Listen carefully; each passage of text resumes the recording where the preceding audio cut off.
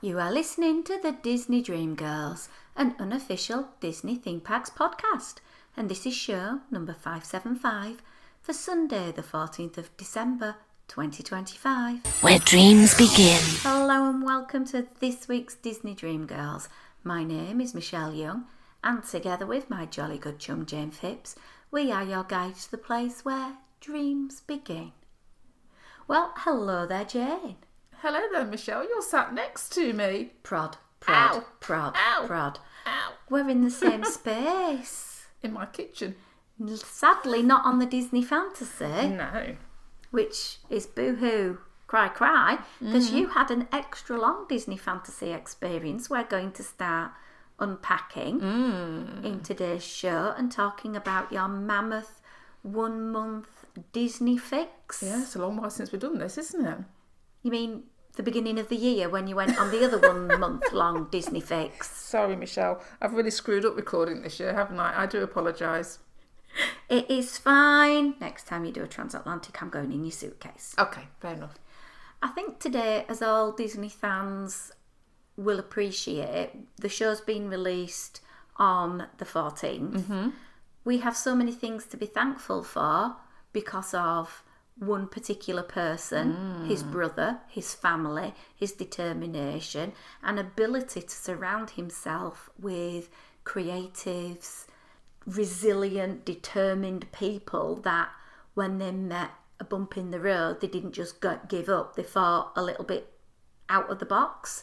Yeah. And the 15th of December, as we all know, marked the very sad passing of Walt Disney back in 1966. So he passed away before I was even born, but I feel his presence with me throughout my daily life because my daily life is suddenly enriched with the characters, the stories and the environments that he and his brother created.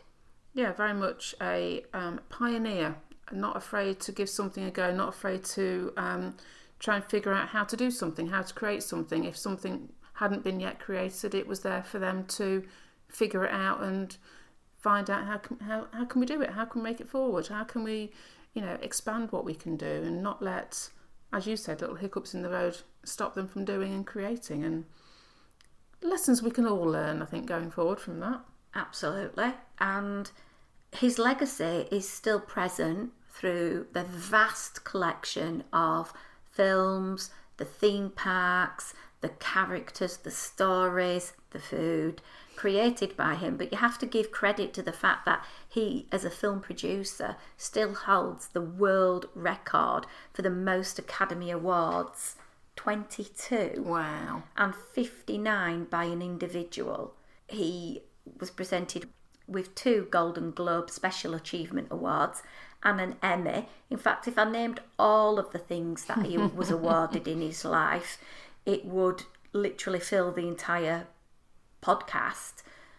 I think because both of us have been to the family museum, we know we've delved into and been able to see little bits of the man, the story, things such as seeing the Oscars that he was given, the little Oscars and Seven Dwarfs, the beautiful Disney necklace that he gave to Lillian, and then the bench. I've been incredibly fortunate using Tommy's Toes, my lovely friend Thomas Allison, taking me all around those places in California that meant so much to him, such as Tam O'Shanter, going to Griffith Park, going to the LA Steamers, and then ultimately the tour had to finish off at Forest Lawn Memorial and go and visit Walt's grave to leave a little note, leave a menu from the Tam O'Shanter and be thankful of what he's done, because all of this above being taken away is brought into my life amazing, wonderful people that have enriched my life. And I'm sat with Jayne now. Her husband's hiding away somewhere. He's brought us together, but also he's brought us together in the collective of the Disney Dream Girl family. And we are so blessed with being able to become friends with so many, whether we've never met or whether we've met in person. No, absolutely. And I think it is that pioneering spirit that I think he very much got recognised for with those awards, because there's lots of things that we take for granted particularly inside the entertainment industry, and particularly within animation and filmmaking, that were it not for the skill sets and the determination, that pioneering spirit, we wouldn't have the luxury of seeing today. We all know the importance of Snow White back in 1938 and how that transformed animations and the multiplane camera and goodness knows what else. But like you say, Michelle, there's something about Disney, and it's very hard to quantify, and it's very hard to encapsulate in a few words what it is about Disney and the joy that it brings to people, and that feeling of belonging and home and family. But that's what we've found amongst ourselves, whether it's between you and I, or whether it's between people that you meet in the parks, or whether, like you say, it's people that you now know online and may have never physically met these people, but you like to think of them as friends because of this shared love and understanding and appreciation about what that quote unquote Disney feeling actually is. So when you think about legacy, the legacy from him himself is just so immense that you could spend hours and hours examining and talking about it. So we wanted to just start the show with that in our minds and in our hearts, to say such a sad loss to have lost him at what nowadays you would consider as a relatively early death, when you compare to, like, literally, is it today that we're celebrating as we're recording Dick Van Dyke hitting 100? 100, yeah, it is. That's such a shame, isn't it? With medical knowledge, etc., things may well have been different, but that's the way it is, and we have to deal with the cards that have been dealt. And it's sad, isn't it, that we all know that Walt didn't get to see Magic Kingdom, he didn't get to see what turned out to be Epcot, etc. But had he have not had those ideas, we wouldn't have had those theme parks. So he still has that influence on us to this day. Absolutely. And just putting it out there, Bob Gurr, 94. Good on you, In boy. October he turned, and he's still out there living his best life. And as someone who worked with Walt, created a lot of the attractions we still now love and enjoy, wrap him up in bubble wrap, please. Yeah, there's certain individuals in this world, isn't it? It's like, don't let anything happen to them. I just love hearing him talk about the challenges that they were set by Walt. And it's like, well, we've never done it before, but we'll figure it out somehow. And I think that is one of the legacies that's been left. And you'd like to think that there's Imagineers out there today that have that same sort of get up and go, well, we've never done it before. And that's going to be seen, I suppose, in the likes of the Olaf walk around that we're getting in DLP, isn't it? That element of, well, if we don't give it a try, we won't know, and let's get out there and try and make these things and do these things, and maybe they'll work, maybe they won't, but if we don't try, we don't know. And that's great about what Disney are doing as a company now, by sharing the backstories on Disney Plus, because I saw the other night the installation going in at Disneyland over at DCA about how they changed it from Halloween to Christmas, which is the best 15 minutes of your life. Go and check that out. And then they do the same for the Magic Kingdom. And I love those little sort of behind the scenes things that they are making more open and evident to you.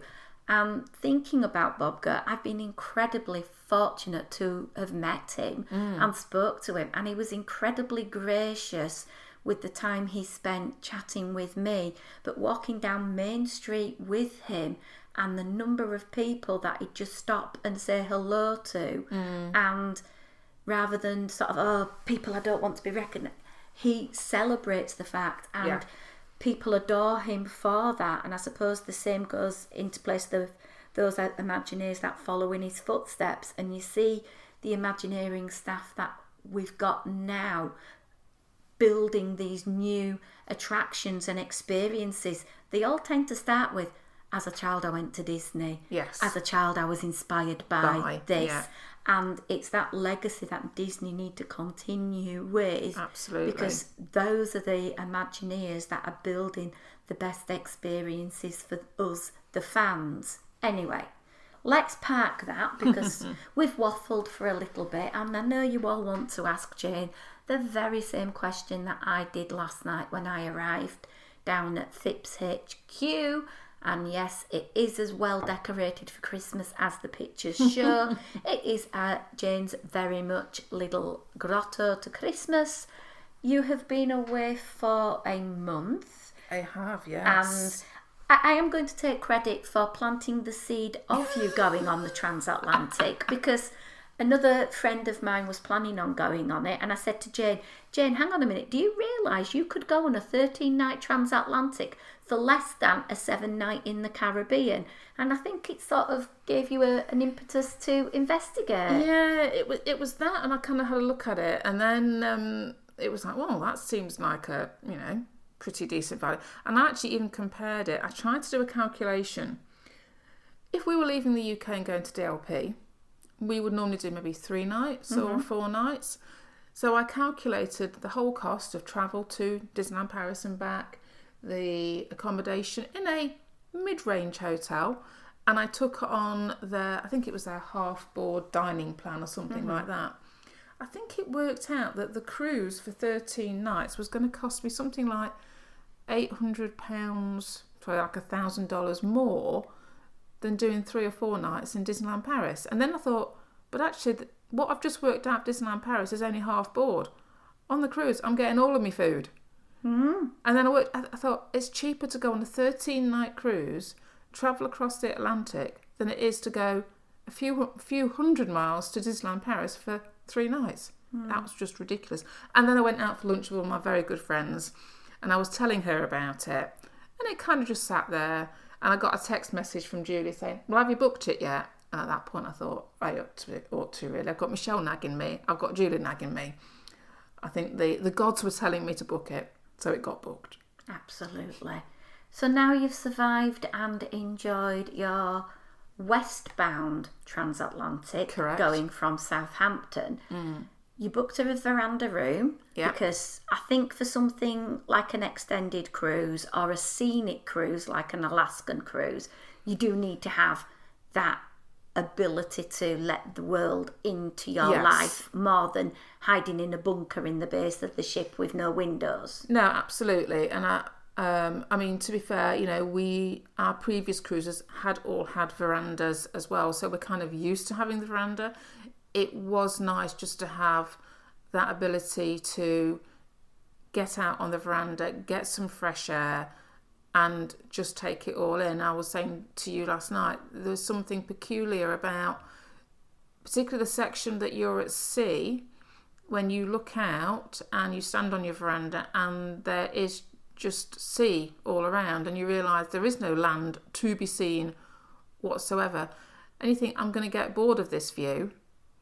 And you get up the following morning, you do the same thing, and you stand there absolutely transfixed. There is something about the water, the sea, the waves, whatever it is, that no matter what time of day or whereabouts you are on the ship, there is something very mesmerising and very compulsive about taking in that view. And having the veranda so that you can enjoy that, it was a definite must do for us. I think particularly because it was a 13 nights, we just wanted that ability to, if we didn't want to go up on deck, if we didn't want to be in the throes of it all, we had that little bit of fresh air escape that we could enjoy.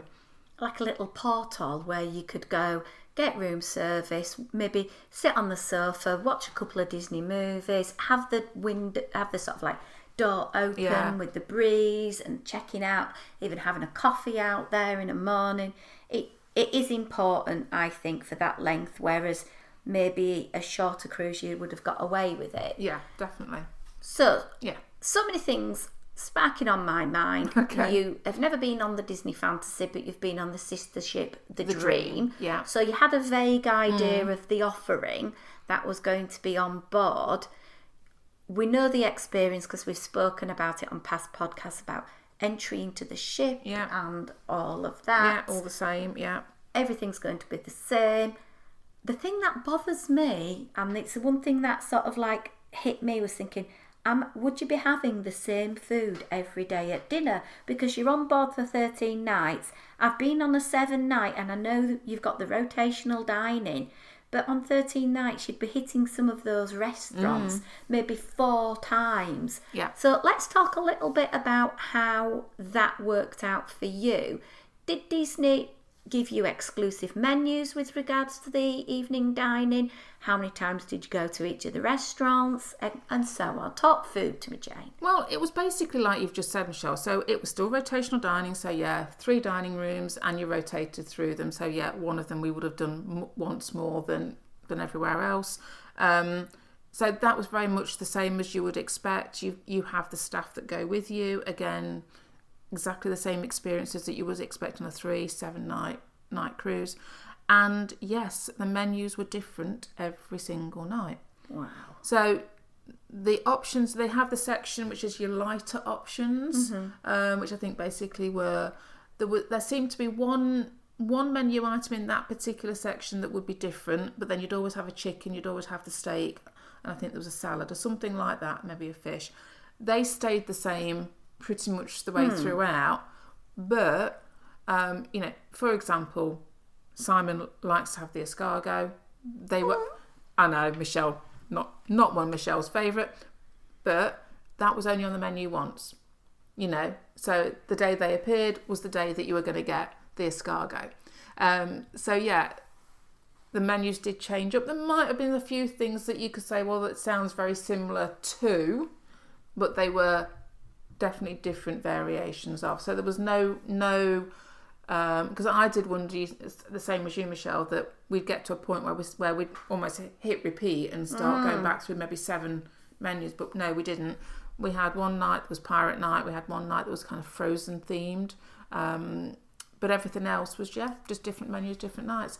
The thing I will say about the food though, in respect of eating elsewhere, obviously Cabanas is Cabanas. So you've got your breakfast options, you've got your lunchtime options.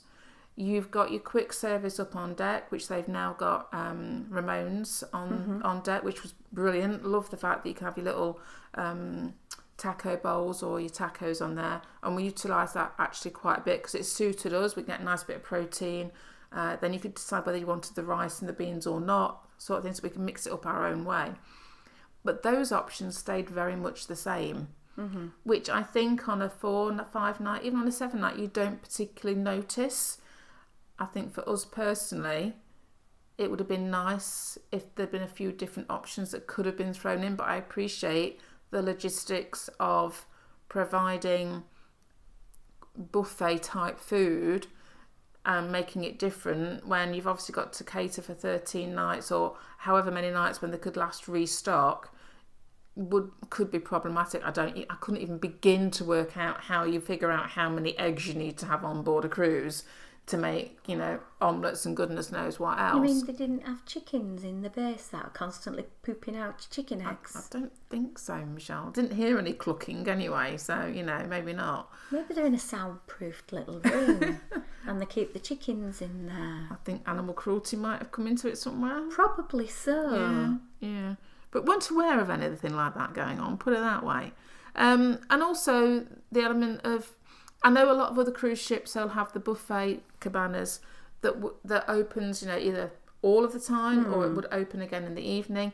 Now, I don't know because I've only been cruising since 2023. I don't know if historically, she says, looking at Michelle, if Michelle can answer this for me, whether or not cabanas used to open for that evening section or not. I don't know whether they ever did historically. That's a good question, and I don't know that.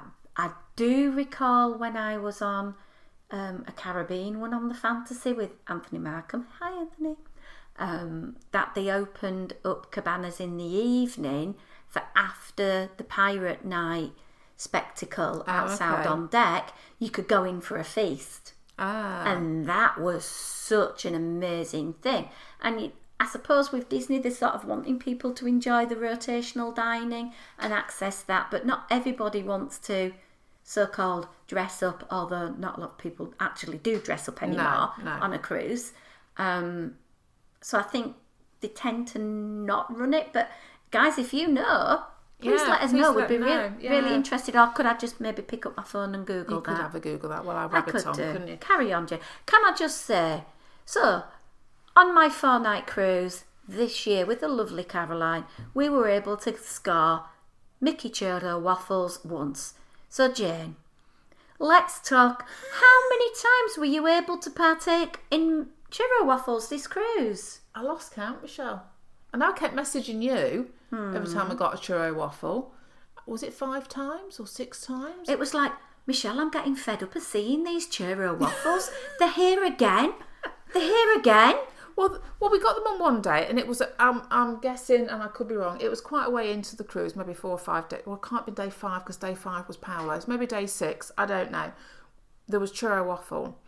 And then the following day, I found them, but they were on like just one station. And I actually had somebody say to me, where did you get that? It was that sort of, you know.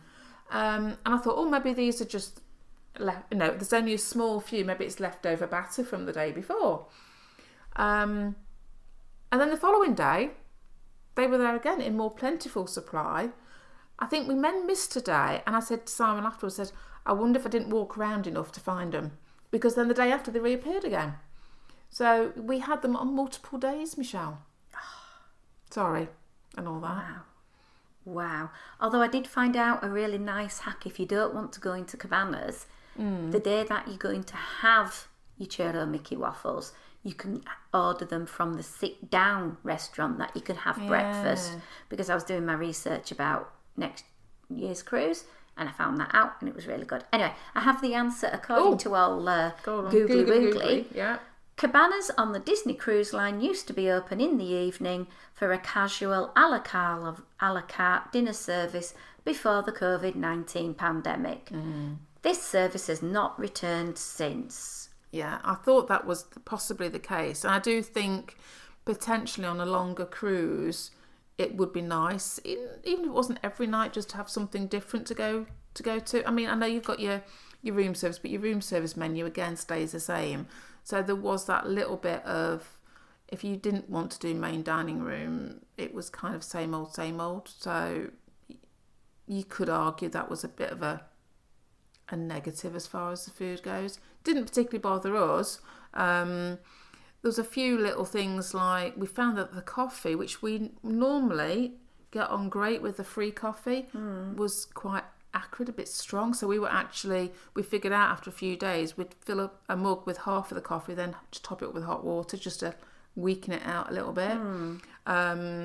We did make use of, ultimately, Vista Cafe over Cove Cafe for quote-unquote posh coffees, paid-for coffees, because that was nicer. And the reason we ended up using Vista Cafe was because of the makeup of the cruise. So we were cruising, obviously, early November. To go on a transatlantic cruise, babies have got to be 12 months or older. Obviously, the time of year we're going, and the length of cruise, there wasn't as many families. It was very much heavily orientated towards adults, which, again, didn't have a problem with. But it did mean that Cove Cafe in particular, 9 times out of 10, we would go there for coffee and all the seats were taken. So we're going to have to get takeout. So we ended up going down to Vista Cafe, because if we couldn't get sat at Vista, we could find somewhere to sit on deck 3, 4 or 5 in the atrium area, which we really enjoyed doing. And I think we were regulars for our coffee, because we'd walk up and our little chappie at Vista Cafe would go, 2 Americanos, and we'd have them ready for us almost as we got to the counter. Which was quite nice. So we did get a few free coffees over the 13 days as well, because we had that many. I think Vista, for that type of cruise as well, because you've got so much going on around you, a lot of the characters meet on that floor. You can always dip down and look into the atrium. You have those massive picture porthole windows to look out to, and it helps more for your sort of environmental changes around you, whereas in Cove Cafe there's like enough seating for 30, and it's pretty static, and you haven't really got a good view apart from peering at the people outside going in the adult swimming pool, which I imagine with it being a bit chillier. Yeah, the first half of the cruise, obviously it wasn't getting used. Second half, as we travelled further south, once we'd gone past Madeira, the temperatures did warm up, and it was getting more and more use down there. But yeah, you're right. I mean, classic example, we were sat in Vista Cafe and I happened to glance out the windows and I saw dolphins go by. Very So briefly. perfect. It was like, I had to interrupt a conversation that we were having with another couple. I went, there's a dolphin. And I went, what? And we all looked, and it's like, just saw another little peek as they kind of popped by. So instead of when we have a moment of digression, instead of saying squirrel, it's going to be dolphin. Oh no, by the time we got online, the squirrel became the new... Yeah, that's okay. And just slightly digressing, I have seen on social media, completely unconnected, but it is an opossum. An opossum was found at the Magic Kingdom Tomorrowland Terrace dessert party. Oh, wow. Peeking through the little railings, having a go at some leftovers. Don't blame him. I know. Want to get some free dessert out of Disney. So I will imagine that in the years to come, they might put some mesh up to stop them getting free food. Maybe. It'll be going back to its little burrow. I presume it goes to a burrow. And telling all its little opossum little friends, go to Tomorrowland Terrace at this time and you're going to be bound to find lots of little desserty treats. And get your sugar fix. Yeah. Anyway, going back to thinking more on track with the cruise, we've touched on the food and everything. Yeah. And you've said that there was the variety there during the dinner experiences, but perhaps not so much with the other offerings. How did you entertain yourself apart from your daily gym fix? Was there anything different to what you'd normally anticipate on your 4 7-night cruises? Yeah, I mean, Simon and I took a very chilled approach to it. We particularly enjoy the fantasy and the dream because you do have your walking promenade. So we did do an awful lot of laps of that. There was always, on a morning, you could walk a mile with the cruise director if you wanted, that he would take a walk around the promenade, so you could join in with that. He did walk at a fair pace, I give him that. So we would often end up being on the deck at the same time that was happening, and we inadvertently got scooped up in the walk, and then they'd walk off and leave us and would catch us back up again, which was quite funny. There were your usual array of tastings, those types of paid for things. There was also lots of trivia things happening. Your bingos were happening. You had all your drawing of different characters. Lots and lots of different characters were taking place. So there was all that sort of thing. There was the can't think of the name of it. The build your own boat thing. They had like a little regatta. That's what I'm thinking of for that. So it's quite funny walking through some of the bar areas and seeing families that were there and grown adults, because they a lot of adults on their own, making boats out of scraps of goodness knows what to float off. We also had on board a lady called Francesca Scrimger, I think was her name, who was from the Disney Archives. She gave a presentation, I think there was 5 presentations she did over the days at sea, which completely right up Simon and I's street. It was all to do with what the Disney Archives do, how they came about. Talking about Dave Smith and the cataloguing of Walt's office. There was lots of footage and photographs that we weren't allowed to video or take photos of because they'd never been seen before, type things to do with the building of Walt Disney World. There was a presentation all about the 3 Caballeros. Really interesting stuff. We also had Don Ducky Williams on board, who is a very well-known Disney character artist, who gave his presentation twice. He also ran, I think, on one day, a how to draw class as well, which we didn't actually go to. It's very difficult to go to these things with an artist because, as you can imagine. But he gave his presentation, which was really fascinating, about how he became a Disney character artist and what that actually means. He actually did the art for a print that we all received on our final day as we were disembarking in our little fishhook extender thingy, was a print with a little authentication thing to mark the cruise that he'd actually done the art for. So apparently if he's doing these cruises, he does tend to do some art in connection with. He gave his talk, which was fascinating to see how his life has started and where it had ended up. And although he's retired, he still does character art for Disney. And while we walked into the auditorium, we were given a raffle ticket, and he was stood on stage actually in the theatre where all the big productions are done. So that's how full, he commanded literally a full theatre. And he was stood on stage and he got a big flip chart and he was doodling. He was drawing characters. I saw him draw Mickey and Bambi and all sorts. And then at the end, he raffled them off and signed every one of them. There was, in the space of probably like 15 minutes, he'd drawn 22 characters. And I've got the artist, my husband, sat next to me going, and they're all on model. They are, because he can tell if somebody's drawn something and it's not quite correct. He was like, oh my God, they're all absolutely on point. And just stood up there, 15 minutes, knocked 22 out. Wow. Amazing. So there was that. There was also different sorts of activities. So we had the baby racing, which you get on longer cruises when you have a day at sea. Unfortunately, because of the makeup of the cruise, we had 2 babies. So it wasn't a very long baby racing. We also had different activities involving the crew. We were showing you last night some video of the crew versus the guests playing Jenga in the main atrium, which was one of the funniest things I've ever seen. It was just, I wish we'd come across it early. We saw the latter end of it. I highly recommend. There was also things on an evening. You'd got your main 3 Broadway level productions that you could go and see. There was also ventriloquists and there was magicians, etc. on.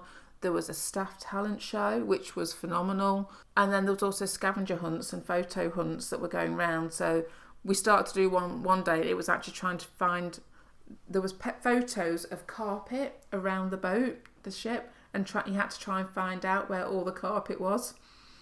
We gave up after about 3, but anyway. But then there was other ones where they put little like scavengers, like, I don't know, there'll be characters that you suddenly see a photo, there'll be like a sticker up on a wall, and it was obviously to do with the scavenger hunt for that day. So there was different scavenger hunts or photo hunts each day, which seemed to kick in as I noticed them when we were at sea for the extended period. So I'm assuming that's something that they do particular to a longer, more extended cruise. So yeah, there was plenty of different bits and bobs to do. And we'd walk around, we'd stand talking to somebody, and you'd look down and go, well, that's an hour gone. And it was that thing of, you got a ship full of people that were, in the vast majority, were experienced cruisers, experienced Disney cruisers that were happy to stand and talk and just soak it all up. We opted not to go for the rainforest room that we'd done previously.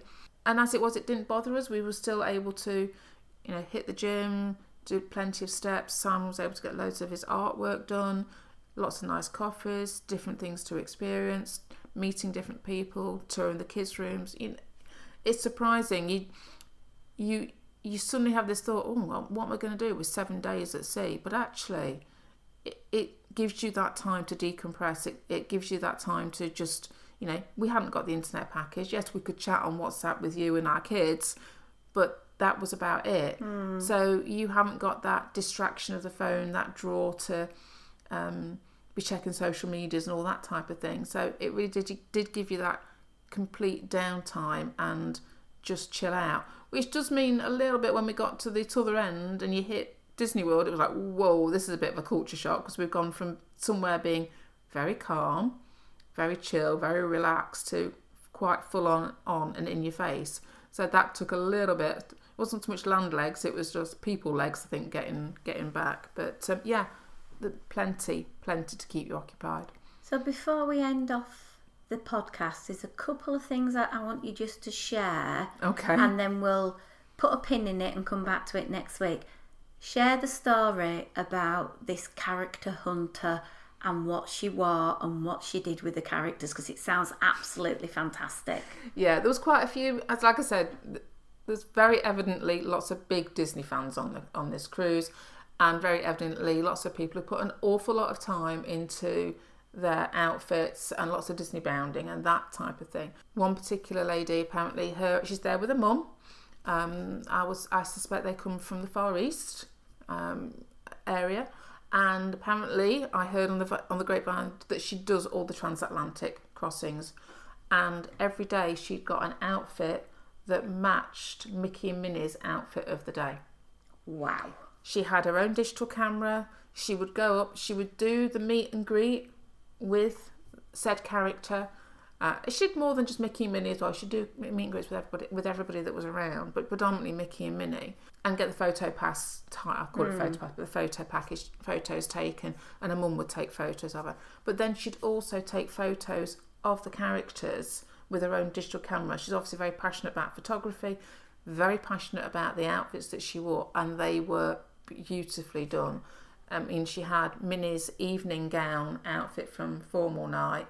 You know, she even had outfits that matched, because we ended up with a surprise stop at Castaway Cay, so she had an outfit to match the beach outfits there. You know, there was, she'd done her homework, and everything she created by herself, by hand, and they were phenomenal outfits. Wow. I'm going to end on a cliffhanger then. You mentioned the extra day at Castaway Cay.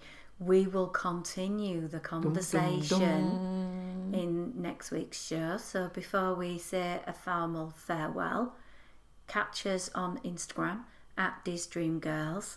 A thank you to our wonderful Patreon supporters at patreon.com/DisneyDreamGirls. Please follow along in the fun if you want to keep this show up and running and also advert free. We do appreciate each and every one of our Patreon supporters, and thank you for doing so. If you are unable to do that, why not share the show with your friends who love Disney? Share our posts that we put out there on Instagram. Give us a like. We would be eternally grateful to each and every one of you for that. But until next time, it's a goodbye from me. And goodbye from me.